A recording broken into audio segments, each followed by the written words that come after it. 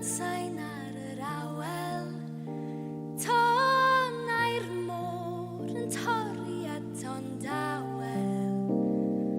wrth i'r gwynt chwerthu tywod ar y lan yng nghefn sidan creigiau garw yn sibrwd cafrin a chai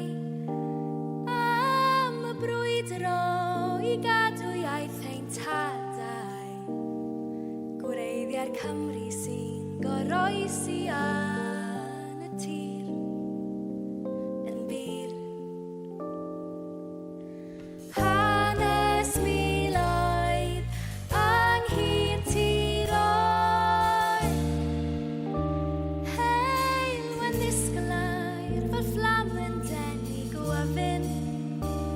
i'r ymwelwyr a daeth i Sir Gaerfyrddin lle bu newid hanes Cymru wedi'r plaid dibaid hanes miloedd ynghyd tiroedd ger y drws gwelwn olygfeydd y darlun tlws